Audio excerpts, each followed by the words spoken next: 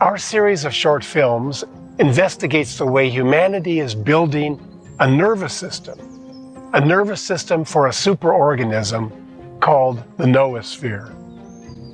As we deepen our understanding of the Noosphere, we begin to arrive at a collective sense of meaning, of purpose, that can help us address our global problems.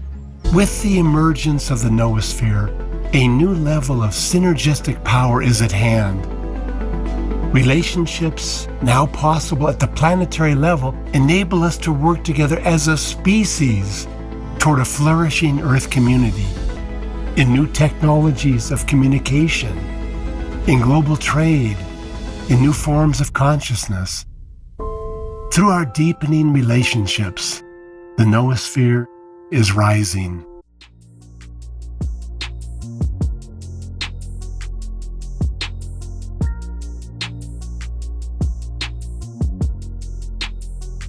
Welcome to What's Left, a weekly political discussion challenging the mainstream left. I'm Eduardo with co-host featuring socialist Andy Lipson and socialist Kenny Cepeda. We're online at what'sleftpodcast.com. You can find that link to our site in the episode notes. You can also find my personal social media handle as at Don Eduardo Barca on Instagram. Please subscribe, rate, review, turn on your notifications, and share your favorite episode where you found this episode. We also have shirts, and you can contact Andy if you would be interested via our site. Thank you. All right, Andy, take it away with the topic of today. Well, first off, Alex was supposed to be part of this as well, because we've asked him to be a kind of a regular. But I know he's not watching the debates because that's not his thing, nor are we. But he's dealing with like shelving, I guess. He's putting up some shelving, has house issues to deal with. So we miss you, Alex, and hopefully he'll be back next week. So I think this is part two of going into this this stuff about the Noosphere, these articles that are written for the Rand Corporation, and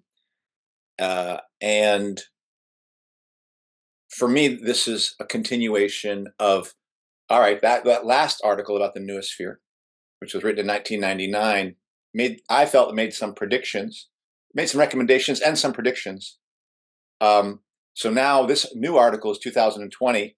I was very curious, from my vantage point, whether these people would they be honest? Would they assess the last 20 years accurately? And would they assess what happened with essentially the Noosphere? Because I do believe they predicted. They went back and forth on talking about whether the Noosphere, which is this idea of a global brain that arises out of the ever growing cyberspace stuff being constructed, and then information being layered into that, and within that information, the sharing of all that, creating a kind of global brain that they both predict will come into existence in the coming years in 1999.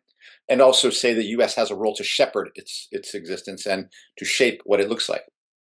And so I kind of wanted to see what they were going to say, because the one estimation of the idea that the world would move more towards, and particularly the United States, should move more towards a soft power approach versus a hard power approach. I will say where they were honest in this regard. They at least acknowledge that this is definitely not the way the United States went. They at least acknowledge that, by and large, all the prescriptions they have made for the U.S. to take are being ignored by the U.S. ruling class, and I appreciate that honesty. I am curious what you guys made of the article, but as you heard, Eduardo, I had a few things to say about this thing, and I'm probably going to be a lot more critical of this one than I was of the last one. I think the title of this I don't know what we call this study, these ideas are it's titled "Whose Story Is It?" And whose story wins? Sorry, whose story wins? Right? Yeah.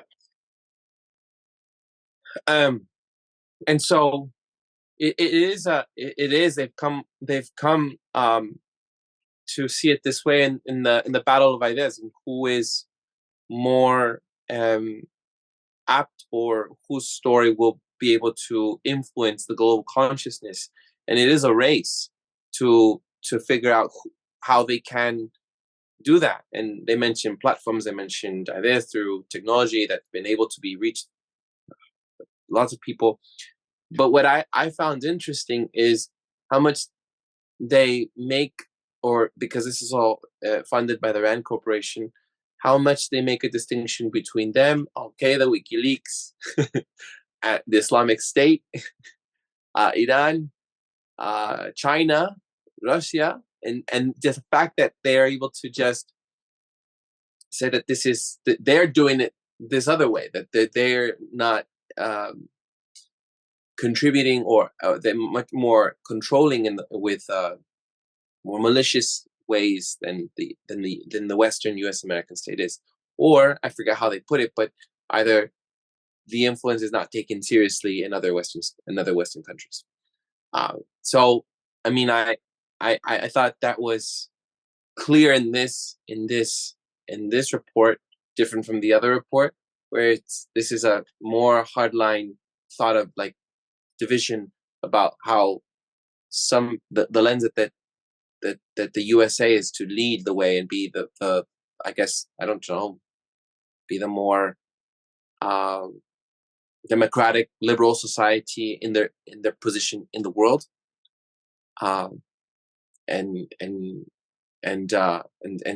differentiating themselves from how China, for example, is trying to influence people with its a discourse that's supposed to be non-critical of China and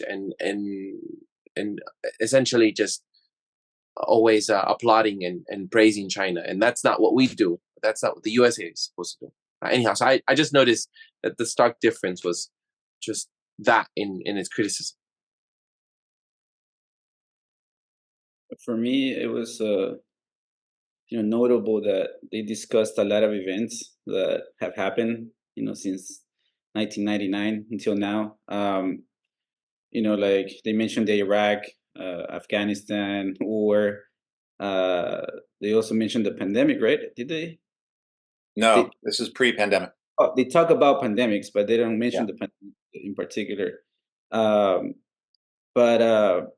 they talk about international organizations, and by and large, I have more of a question about like whether they're naive or deliberately misanalyzing world events, and also the roles of certain institutions, and as because they themselves are sharing the narrative that the US always shares, that we are for good, that there are dark forces, right?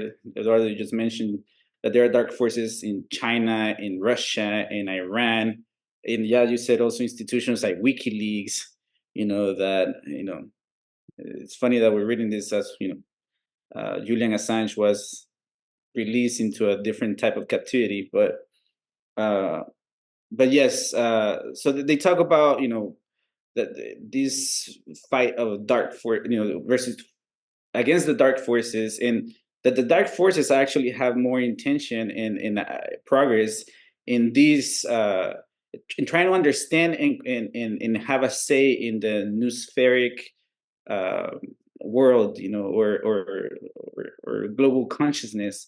That's how they are exerting. They make they talk about the Belt and Road Initiative, right? Like straight up as one of the ways that they are inserting influence, and the other institutions that go with that, like think tanks, Chinese think tanks, and that they have more of a plan in the U.S. And like you said, Lipson, that the U.S.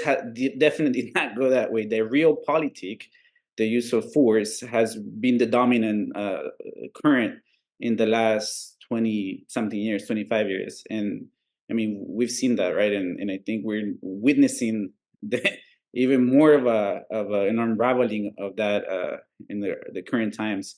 And so mean, that they were completely honest, and I agree with you. So, but I'll start with that.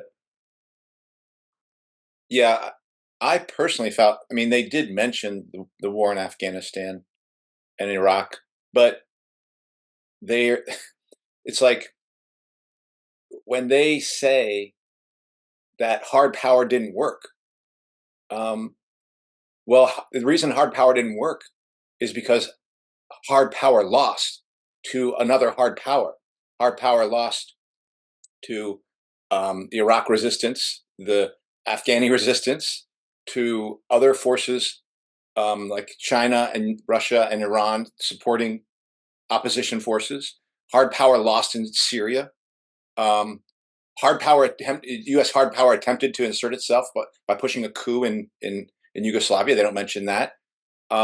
So I mean, and they kind of say, well, look, we tried hard power and that didn't work.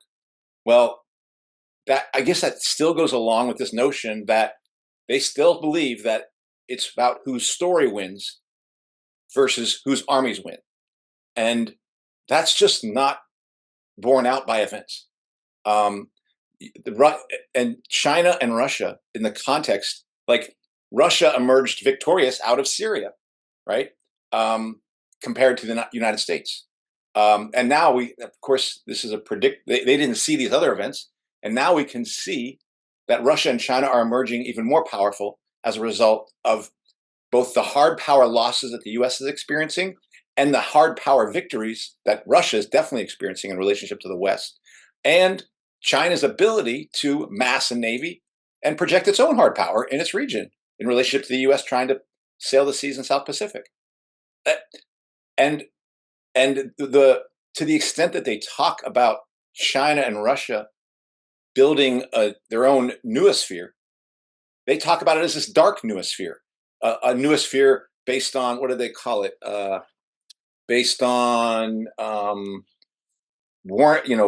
embarrassing, denouncing, disinforming, deceiving, shunning, repelling a target, like all this negativity that's not entirely. I mean, yes, in relationship to what the U.S. has done, Russia and China have been critical of like the war in Afghanistan and the U.S. continued occupation of that region, and the mass droning that went on under Obama in that region, the war in Iraq, which was a complete deception. Like, how would one not do that? How would one not expose what the U.S. lies and things like that? That's what your opponent would do. And it's because the U.S. was lying, and its own population knew it. The West knew it. It's just, I found this second document almost entirely unserious, like almost entirely like written by children talking about the United States. Here's what they said about the United States. Our nation's long history of trying to spread peaceful, democratic ideals, taking public diplomacy seriously, and pioneering the concept of soft power means that Washington should be highly attuned and attracted to fostering the noosphere and applying Noopolitik. And it's like, what are they talking about? What country are they talking about? The U.S. didn't come to power through soft power. Its only use of soft power is in relationship to its hard power. That's realpolitik. That's what's running the United States, and that's what's running China and Russia. And instead they just paint this narrative of that Russia and China are doing a better job of building their own noosphere, but that their noosphere is a dark noosphere. It's like and that was not a term that even came up last time. And I told this to Eduardo. I was like, wait a second.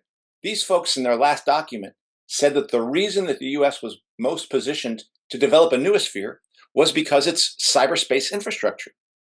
And yet, when they talk about the noosphere emerging over the last 20 years, they talk about it emerging out of the very areas, places like Asia, or in this case, the Middle East, ISIL and Saudi Arabia, or out of these the jihadi militants that they say have built their own noosphere. They say that these are the ones who've been successful in building a noosphere. It's a dark noosphere. And it just doesn't, I was telling Eduardo, it reminded me of the kind of crap I read in the ISO, which is people who would write these assessment documents, and they would write them in 2010, and they would make some claim in 2010, and then you get to 2011, 2012, and those things don't they don't emerge the way they do, and then they just create new, in 2011, 2012, the National Committee would just create new proclamations, without ever going back to the old ones, without talking about all the ways that the predictions they made didn't quite pan out. And so I just feel like this document, just to me, convinced me, well, give me the feeling that these people are doing the same kind of bullshit that I had seen my socialist leadership do in the International Social Organization, and the same things that I see leftists doing when they're trying to like revise history to try to make people feel better about what's really happening. It's lies told to convince somebody of something that doesn't really hold together, but you're just going to say it anyway. It's a kind of an academic approach, and I just found it really unappealing, I have to say, and it made me frustrated when I was reading it, and it made me not take seriously almost anything they said. Probably the most meaningful thing for me was that, well, not even that meaningful, but was the notion that they said that as the noosphere emerges, it will, let's see, what did he say? Hold on. Yes. Well, here, I'll give you, again, their example of, this is the way they talk about their noosphere. But I'll tell you the part that I agree with. The noosphere favors upholding ethical and ecumenical values that seek harmony and goodwill, freedom and justice, pluralism and democracy, and a collective spirit harmonized with individuality. It is an anti-war, pro-environment concept. Do you think the US was going to control the globe over the last 20 years by being anti-war? I mean, that is just ridiculous. Now, the US was thinking they were going to win those wars. They lost those wars. And when you lose wars, then you do not get to determine how history goes. That's just the way it is. But in the second paragraph below that, they say, furthermore, the noosphere favors the widespread positioning of sensory technologies and the creation of sensory organizations for planetary and humanitarian monitoring purposes. Now, they call that a good thing. And they're like, so these liberal neoliberals are very excited about a sensory monitoring system being built across the globe. They are right about that. And that's what Alison has talked about and other people have talked about as the Internet of Things becoming the Internet of Bodies. So that part, a part that they think is crucial to the development of the noosphere and that they welcome coming, this mass surveillance thing, that's being built. I see that. But it's not being built globally. It's being built very much under state controls. The US state will control its sensory and surveillance data. China will control its, Russia will control its, and currently Europe it's going to have its own. And so, I imagine they see some sort of noosphere emerging out of that. But I read this document and I am 10 times less convinced than before that there's anything here really worth reading, unfortunately, which I guess is sort of, well, why are we doing this? I guess we had to read this for me, I had to read it to see that literally there's nothing here that's of any sort, that they were ignored by the US ruling class. And I personally think they are going to be ignored because it's just liberal dream making going on here. And so, I'm just kind of rambling at this point. Yeah, I just wanted to add to that, they regurgitate the same mainstream narratives that we see, including Russiagate, and they talk about what's going on in the US, something caused from outside forces, like this unraveling, this division of, so they talk about this polarizing situation in the US as, something being taken advantage of by the Russian, so Russiagate, and and not by like the dynamics that are going on in this nation, an empire in decline, like an economy that's fucking, struggling, and they're dumping a lot of money to keep it afloat. And so, yeah, I agree. At some point, I wanted to stop reading for similar reasons, because I saw all these narratives about, like I said, events that have happened in the last 25 years, and they're reading of it. That's what I asked that question. Is it naive? Are they naive, or are they deliberately like misguiding? Who are they writing this for then at this point? Because they do put it like you this whole sense, because they make a distinction, right? Like realpolitik and Noopolitik, and they criticize realpolitik as something that is basically unsustainable. And to a degree it's true, but they offer this very new age, global peaceful community in a capitalist system that they never acknowledge, right? Like and in a system of competition. They actually define realpolitik very well in the way I see the world happening, and the way the world is running right now, and the way the real world is driving us to a third world war, because it is not, it's a system that's not about cooperation. These are states that are at war with each other. These are ruling classes that are fighting each other. And so yeah, I agree with you with that assessment.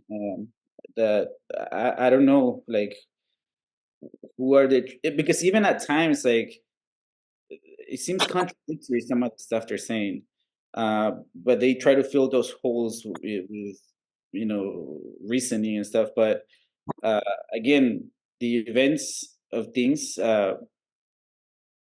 like unmask what they're trying to do here. And and they use this whole new age, evolutionary bullshit, to kind of cover up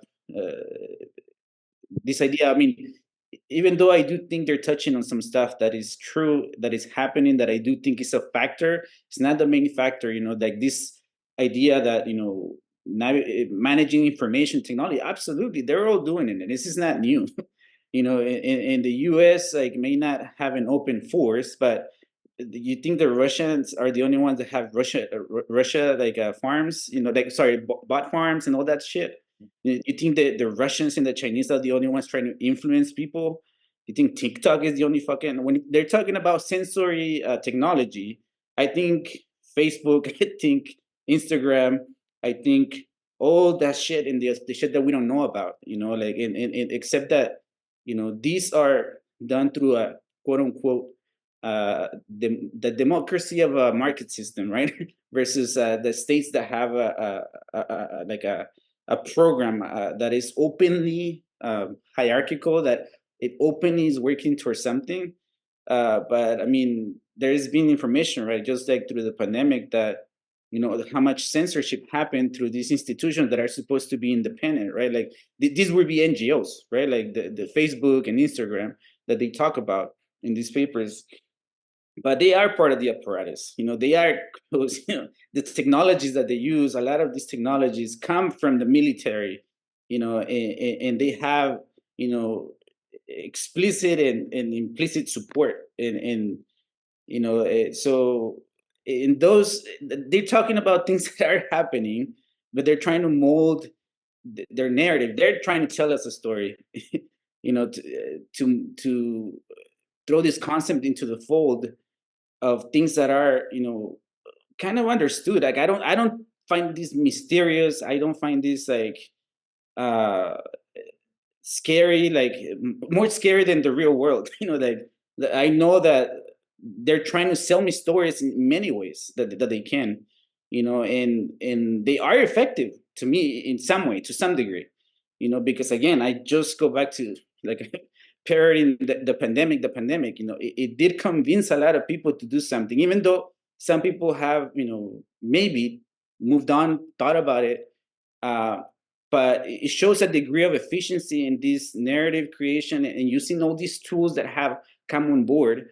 But I don't think the US, like, because they're selling this idea, like you said, that we can be in peaceful coexistence to some degree, right? Like if we just form part of this evolutionary process that ends in the noosphere, and in that taking the realpolitik approach is a mistake, and that we can have a better world, or in the US, like if the US had more of a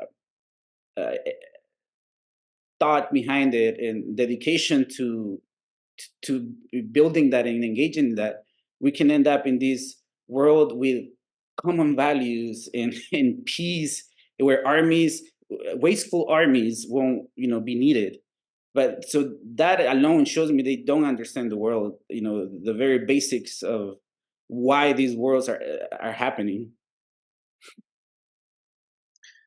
I guess the argument that I also did not finish this entire document, by the way, but I guess what I'm gathering as I read the first 50 pages or so, what I'm gathering is and what both of you are saying is that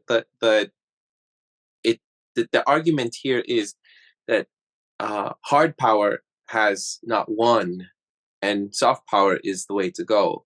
And the reason why I think that is what is being argued, I think, is because I saw some things like, and I'm page 34, for example. I'm just going to read what they're stating here. The states that emerge strongest in information age terms, even if by traditional measures they might appear to be smaller, less powerful states, are likely to be the states that learn to work conjointly with this new generation of networked non-state actors rooted in civil society. Strength may thus emanate less from the state per se than from the system as a whole. And this might mean placing a premium on state-society coordination, including the toleration of citizen diplomacy, the creation of deep coalitions between state and civil society actors. In that sense, the information revolution is impelling a shift in emphasis from a state-centric to a network-centric world, which parallels an emerging shift in the military world from traditional platform-centric to emerging network-centric approaches to warfare, as well as to operations other than war. As for higher order international security dynamics, the rise of Noopolitik might also begin to displace the arms race paradigm, a function of weaponry with an organizational race focused on building networks. And so I think that this what I gathered from there, and then what they then, as I kept reading, was that the analysis from the years in World War I and World War II is like the failure of achieving world peace through those wars, and that the emergence of Noosphere through key important figures in trying to create, I don't know, this global brain and seeing how it'd be best to work through this system, created then, or influenced, not created, I'm sorry, but, influenced the UN, the UNESCO, and all those things. And that's the reason why we have now those organizations or NGOs play a big part, because that is the tactic that this is trying to uphold through the influence and being, I don't know, as I guess the intentions are good here because they're the ones who are promoting it, right? But I mean, this is the way to go instead of hard power. I mean, that's how I gather. And from what both of you are sharing, I feel as if that is all of this the what do you call it, the proposition or the suggestion for us to move forward, unless you use it wrongly, like China and Russia and Iran and all those people, to have that influence, because given history, we've seen that it has not worked through hard power influence, and it goes on into like the Cold War and the 1920s. In that chapter, I had to really skim over, but I think that is what is saying. And what I understand from you, Andy, is that you're saying that is not the only thing, right? And that's not. No, it's not. That hard power isn't like going to be lost or not used. That's not how this works. Is that it, Andy? No. What I'm saying is that there, because you in the beginning you did. I guess I misunderstood you in the very beginning, like that either hard power has lost its I don't know. I misunderstood in the beginning. You talked about hard power and soft power, and then I misunderstood that part. What I'm saying is that these clowns are Yeah. saying that soft power has been the way that the world. Maybe it hasn't run that way, but it's the way the world will be run in the next 20 years. That's the prediction they made. But they're not giving up on the hard power. They say yes, they are. These people who wrote this are giving up on hard power. They're saying this is the wrong way to go. That's what I thought. Yeah. Yeah, that's what they're saying, and I'm saying that that's not well. Hard power is the way the world is run. It was the way the world was run to get there. It is the way the world has been run over the last 20 years. And instead of understanding that the reason that the U.S. is now subject more to China and Russia and other forces coming in is not because of China's magical command of the noosphere, right? Which they claim is the dark noosphere and this dark Noopolitik. It's because U.S. hard power lost. It's because U.S. hard power is getting defeated in Afghanistan, Iraq, around the globe, and we are seeing that continue now beyond 2020 when it was written, and into 2024 in Ukraine. But I guess I would just say that I thought this was going to be a more serious assessment that they would be make, and part of it was in relationship to Alison taking a look at this and looking at the global brain stuff. And my assessment looking at this is that the people who wrote this, I suspect they are considered fools in the Rand Corporation think tank. I suspect these people are laughed at, and rightly so, because there's nothing about, like, if you read most Rand documents, they actually describe the world you're living in, and they talk about it in hard power terms, and they talk about we won here, we lost here, got to produce more of this and less of that, and these people are talking about leprechauns and rainbows. That's what it looks like. And it's built on lies, like even on their own terms. First of all, they're not describing the world. That's one thing. But let's go to and then secondly, even on their own terms, the way the noosphere is developing was not the way they predicted 20 years ago. And to the extent that it is developing through other avenues, they raise this new term up of the dark noosphere. It's like, come on, it just doesn't hold together. It looks like it seems to me like an academic who never wants to be wrong, trying to create new terms to continue to try to be right. But I'll use the thing they mentioned, the global commons as, hey, maybe this is a way, because they said there are still some areas. The noosphere is looking bad right now, they kind of claim, at least in terms of a U.S.-run noosphere. And when they say a U.S.-run noosphere, what they mean is a noosphere that goes on puppy dog tails and sugar and gumdrops, right? Justice and openness. That's what they call it, U.S.-made noosphere, which is just factually that's a lie. I mean, how do you look at what the U.S. did in Afghanistan and Iraq and across the globe and think that that's what the United States is doing? I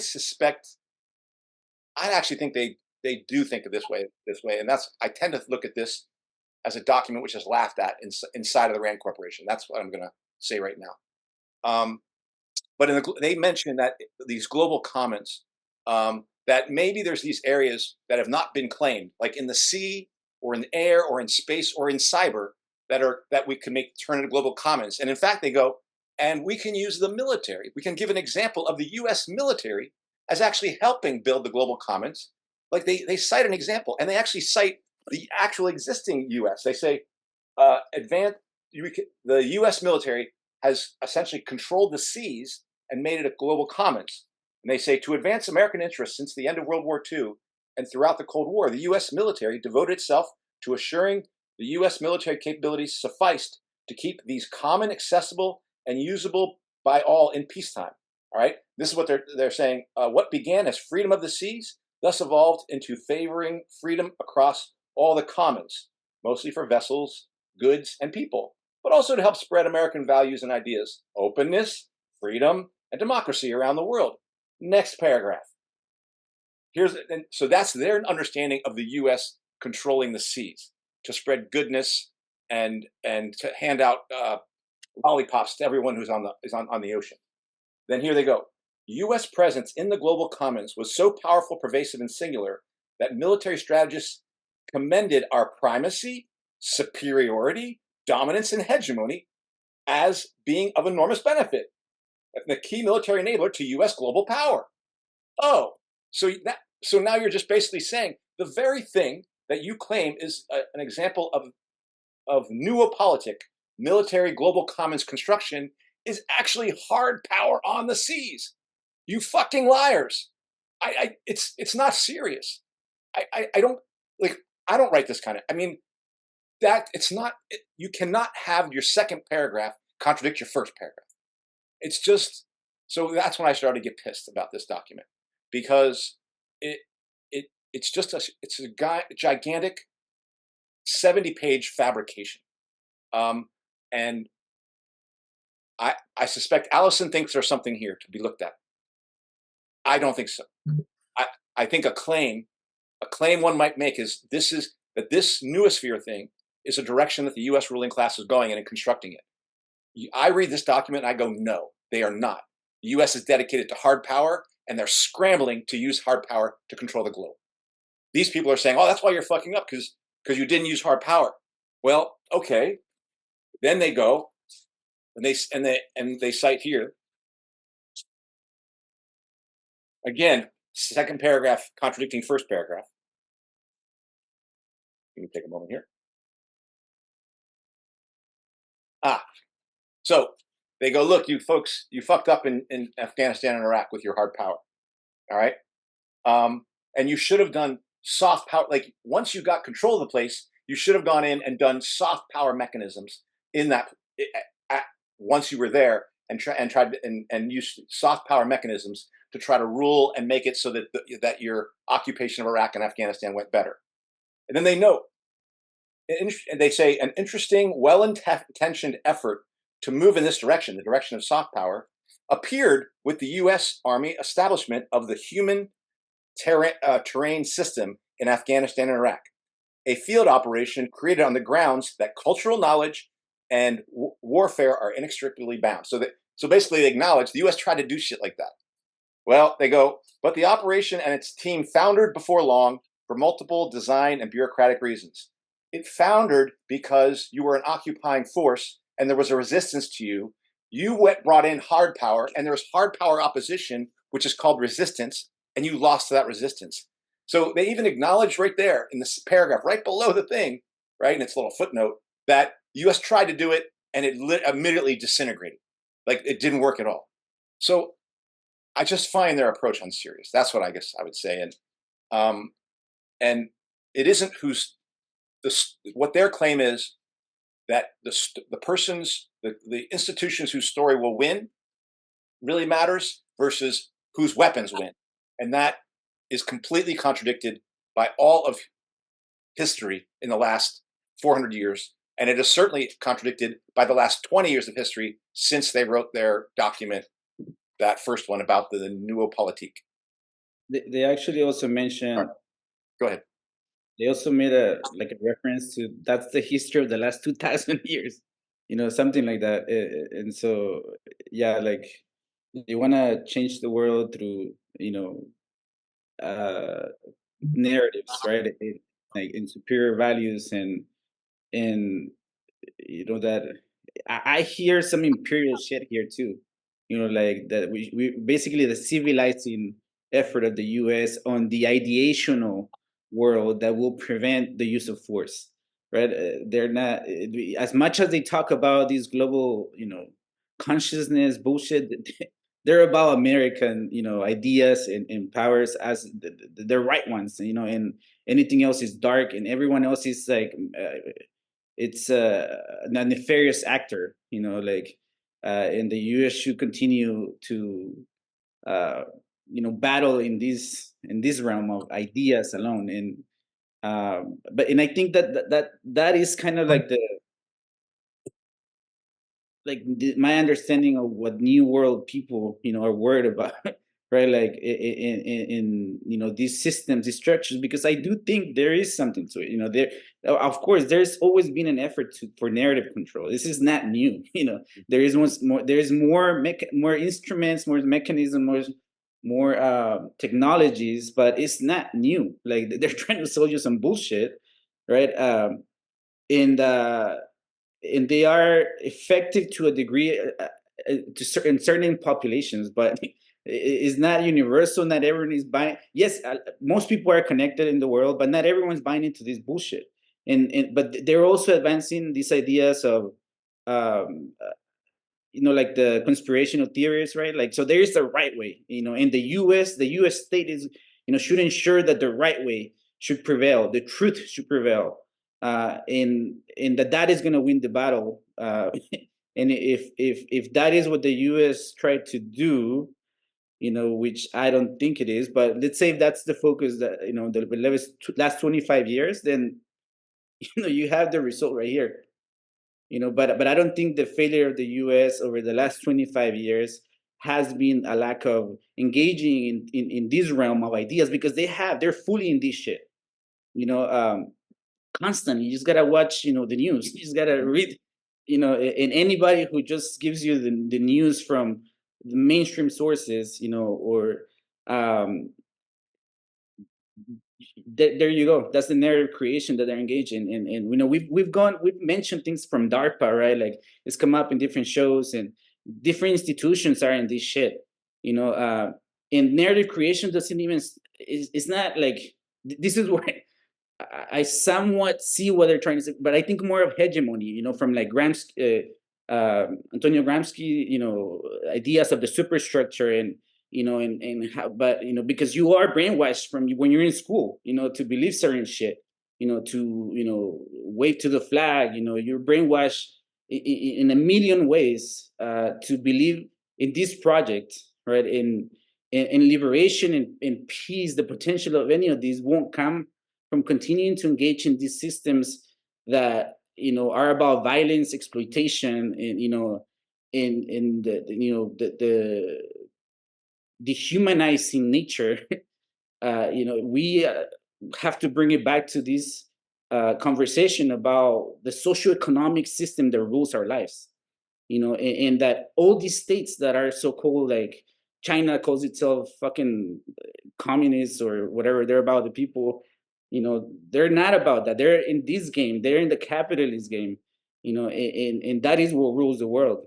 And so, because I guess the world they imagine, they're hijacking some ideas that I want, that I think a lot of people would want. And that is part of why I think a lot of people fall behind the official narrative, coming from so-called experts. That, so one in a peaceful world, one in a world that where armies are not the way we resolve issues, where competition is the norm of the day, where psychopathic people are elevated to positions of power. It's not that, it's going to be a revolution, and it's not going to be a revolution that comes from experts. It's going to be a revolution of ideas that comes from the bottom, from the people, from the masses, in learning in the process on how to make that happen. Because we don't know. Like we've talked about historically, right, the experiments, but it's not this shit. It's not this technocratic bullshit of feeding you shit, the right type of information, from the experts.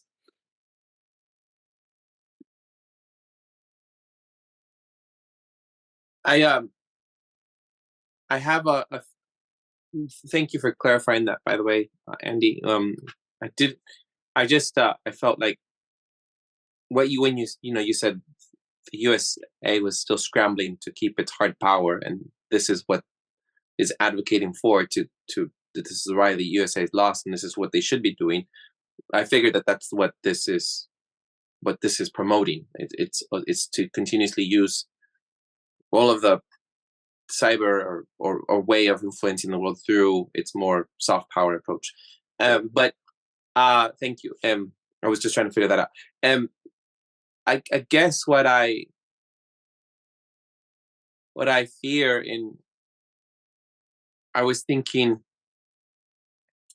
I don't think that the way that this is what is disingenuous in all of this, if anybody was reading this, would be because it talks, like I said, what I was reading, I had said that there was this this almost the way they paint it as if the peaceful way to go about is about the world in I don't know how they would say it. I'm trying to think of instead of warring against hard power, you go against ideas with increasing more speech, more, so to speak. That the way that you just keep increasing more discourse, you keep allowing more discourse, and through diplomacy, and also the early proponents of Noosphere were very supportive of UNESCO and the United Nations and NGOs and all of this way, because this is an approach.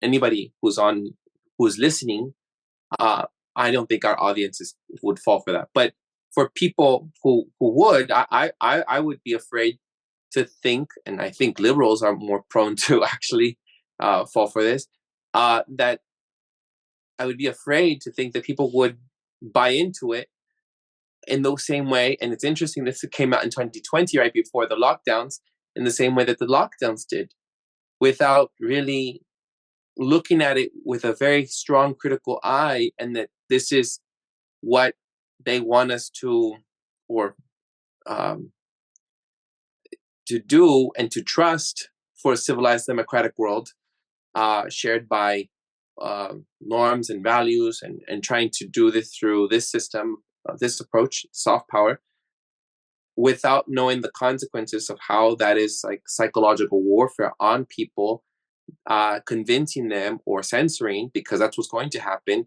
in this information age approach. And so I know that both hard power and soft power actually, like two of the most like evil things to do. Both are evil, whether you are bombing other countries and taking us to World War III, or if you are also psychologically manipulating people through what only the states can try to share information through, this flow of information.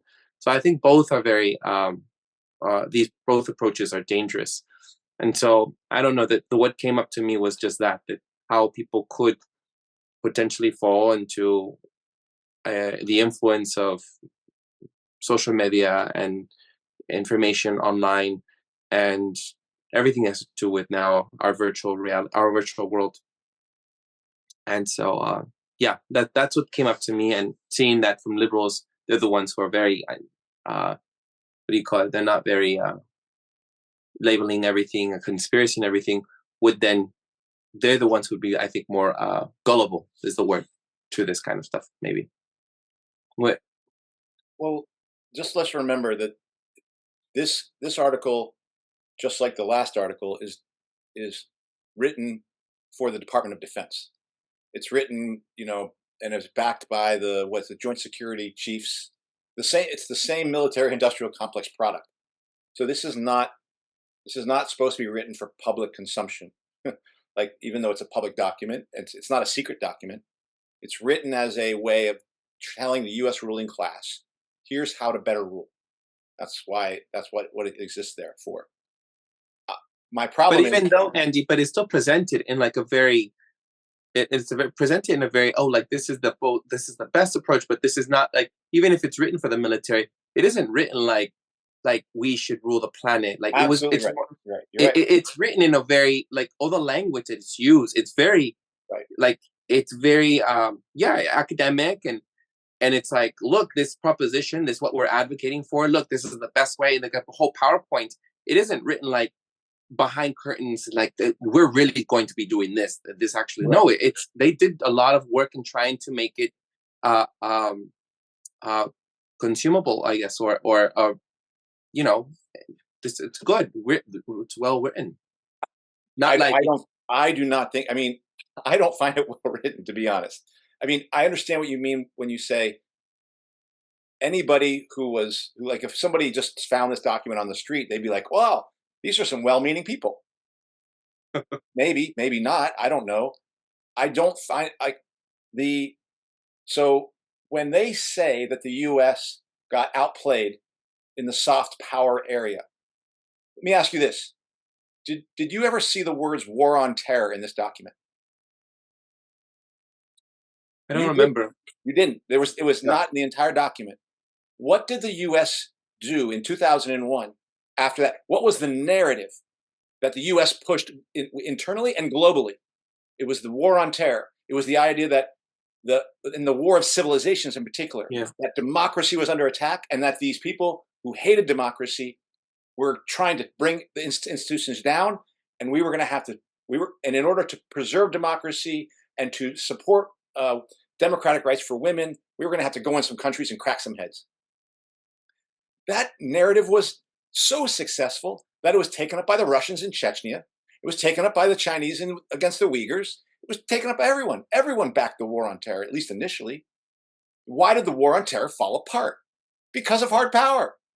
Because soft power doesn't run hard power. Hard power runs soft power. Now they're trying to say, hey, we got to do it a different way.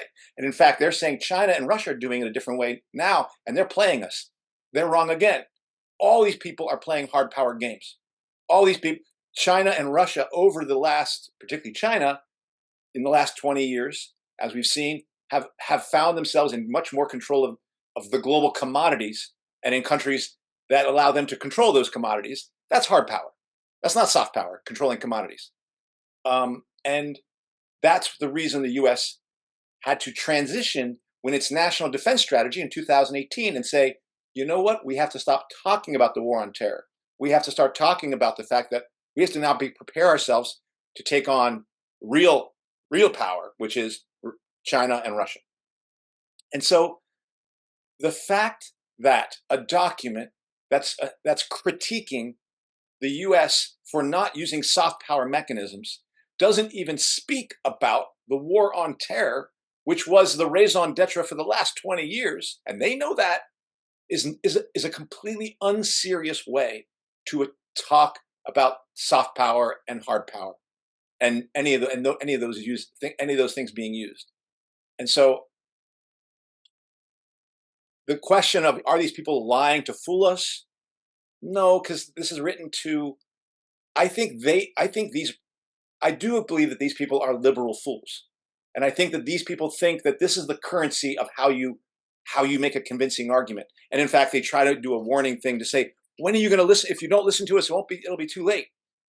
These people are not going to be listened to, nor should they be listened to. They're not honest. They don't understand the world. They don't understand how the U.S. has held power and why it's even losing power, and how Russia and China are emerging as global powers. They don't seem to understand that. So these would be the last people you want to listen to if you were interested in America holding on to power. They even lie about the U.S. controlling the seas. Well, they don't lie. They say that it was for seemingly good ends, and then in the same paragraph admit that it was for hegemony and control. So they talk about a soft power approach, but finally acknowledge that it's actually hard power. It's just not serious. It's so contradictory that I just found it like pointless to continue to read. And that's why it raises questions of internally of do these people, who are they trying to fool, right? Because this isn't written to send to New York Times.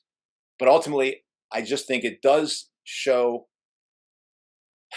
I will say this, it shows that people who have that kind of liberal outlook have no idea about how the world is run, but they seem to be very, very excited about mass monitoring.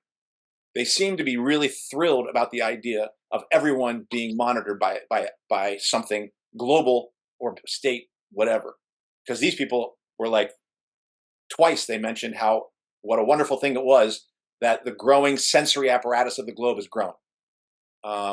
And maybe I'll say that. I guess one last thing. There was the U.S. again used soft power narratives around the lockdowns and used soft power narratives around Ukraine, and they have tried to use lies to get people to do things. But even there, they were forced to mandate things. They were forced to do. So that's a hard power approach when you have to force a mandate on workers, and that's a hard power approach that they ultimately had to take with Ukraine when they had to cross all these red lines that they themselves didn't want to cross, right? So the U.S. is dedicated to soft power as much as these people want to say they aren't, but the U.S. does not rule by soft power; it rules with hard power, and I don't see how you can, like, this document to me always inverts things and always confuses things, and probably for people who haven't read this document, they're going to probably find this conversation confusing because there's nothing in this document that allows you to say what the hell are these people trying to say, except for we could all have a wonderful world if we just if America just tried to establish a noopolitik approach, which is a soft power approach to ruling the globe. If that happened, if the U.S. really embraced that, then the world would be great. But if they were serious, what they would have said was the U.S. pushed a war on terror. Here's what they should have said instead. Here's how they should have ruled instead. But they didn't say that. They just said try a noopolitik approach. Well, what is that noopolitik approach? You people who are experts of this, tell us what the U.S. should have done instead. They don't even have an answer because they didn't even pose the question to themselves. It's not serious. I just wanted to add or elaborate more on what you're saying, that because hard power is not just the military; it's also crippling sanctions on Venezuela, for example. Yeah. And that is the hammer, right? Like that a country like my birthplace, Guatemala, has in the back of their mind when foreign institutions, do a report condemning the current president, as corrupt, and suddenly they are removed. And so, but in the back of all that is that coercive,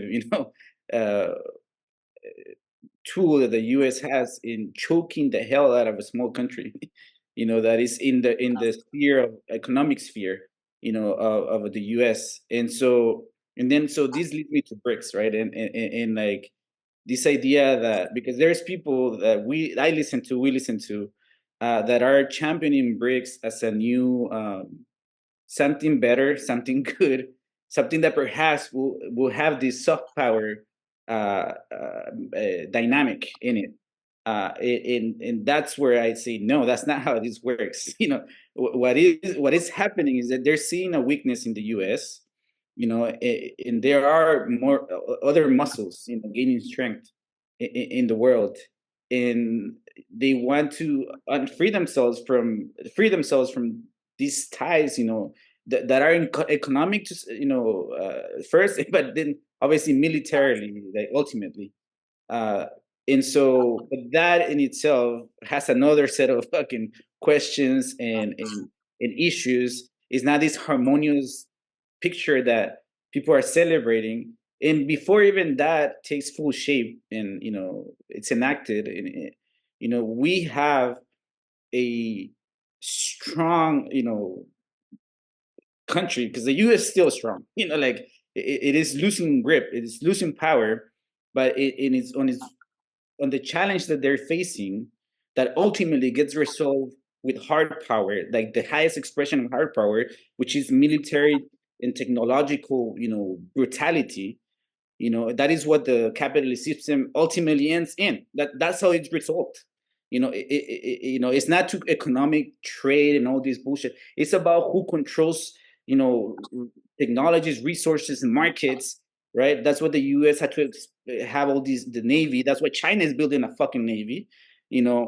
And so just that's how the world works. And also just to throw out there, BRICS is not that harmonious solution that is going to bring the world to a more peaceful like Noosphere like stuff, and so just want to dispel that notion that that's where we're heading, and that that's what BRICS is, and that BRICS won't have a military component because they will have, the US will answer. They have to. They can't lose the fucking game. And this is what we say, that these sheddings in world, well, we've already started World War III. At least we've said it here. It's just ramping up. Because it has to be resolved through real power. I guess I don't have much to say except that I agree with that hard power isn't going away, and that hard power isn't that they're not going to get influenced by some document that this state get. I mean, we see how many billions of dollars are poured into Ukraine for reinforcement, and Israel right now they've just given them so much military power, as well as Saudi Arabia, as well as what they're taking care of Taiwan. So it's definitely being poured into. Once like both, I think these are the two things that are going to be used. It's just interesting called soft power and hard power, because both are quite equally strong. I mean, you need one and the other, I think. You need to influence the public. You need to also take over and occupy territories, and you need to, so it's but I understand also the promotion or the convincing of to the military with this document to try to see that this is the best approach. Yeah, and I guess my thesis after reading this is that the Noosphere, the construction of the Noosphere, is not the project the U.S. is on. The use of Noopolitik is not the project that the U.S. ruling class is on. I would also say that's not the project the Chinese ruling class or the Russian ruling class, or really any serious section of the global ruling class is on. None of them are using this method or approach, nor will any of them do it. And I suspect that David Ronfelt and John Arkela are laughed at within the Rand Institute for this little hobby horse that they are pursuing. And they should be laughed at because, number one, that's not how you rule under capitalism, and it never will be how you would rule under capitalism. And number two, for those of us who want to see a better world, which these people I think are liberals and claim to, you will never arrive at that better world through their prescription that they're giving. So if you're a revolutionary, you would avoid these people like the plague. And if you're a capitalist trying to rule the globe, you would avoid this document and never touch it and be like, I'm not getting anywhere near Noopolitik, because you cannot rule the globe that way. And so I would just say that document has really no meaning for anyone who wants to do anything, whether you're a capitalist or a socialist revolutionary. And even then, it's still a very abstract idea. Like, to me, like, I still don't have a full sense of what the fuck they mean by that. Like, Noopolitik. I don't think they know. I mean, and the fact that the evidence that they give for the Noopolitik or Noosphere emerging is that magazines like Wired or Edge are taking it up, or that we just saw Greta Thunberg do what she did around the environment, like those kind of examples. It's just like, that's like, these are children talking there. Like they're writing like children. Like, that can't be serious. I don't believe actually I don't like the people who rule our globe, but they are not this immature. And they seem to understand the globe better than this. And then, like, surveillance is a factor, but for different reasons. That right. These people welcome and celebrate the developing surveillance apparatus that's being constructed, and they see it as evidence of. That's their one thing they hold to, is like, look, this thing is growing, and they can't wait till it gets even more penetrated into people's bodies and minds. So last time I said, read what they're writing, I would still say, read this to see if you agree with us, or our take. But my takeaway from this is there's nothing here that anybody who's doing anything should pay attention to. Yeah, I wanted. Well, I didn't finish it all, but I wanted to. I was like, oh God. I don't know why. The second document was just a lot. It's just, I found almost not every paragraph, but so many different paragraphs. I was like, oh, I don't agree with that. Oh, there's a problem with this. It's like they would just weave together weird shit. It's in the comedy section of the newsletter to the ruling elite. Yeah. But I mean, yeah. I appreciate these documents. This is not cannot read 70 pages. Yeah. And on the go this week at least. But I from what I have read, it's interesting how the world I guess functions, or people attempt to make it function that way from these people. Well, that does it for this week's episode. What's Left is a weekly political podcast / channel challenging the mainstream left. We post information about our topics and our guests in the episode notes, where you found this episode on our blog at what'sleftpodcast.com. You can find past episodes to this podcast / channel there and connect with us. I remind folks, if you like anything you have heard here, please subscribe, rate, review, turn on your notifications to any of our platforms on the Spotify, iTunes podcast, Bitchute, Odyssey, YouTube, Rumble, or Telegram. You can find our blog and any of those links in the episode notes where you found this episode. If you would like to give us feedback about something you've heard or suggest something for us to cover, contact us through our blog. I'm Eduardo Barca with co-host Kenny Cepeda and Andy Lipson. I'll see you all next time. Ciao.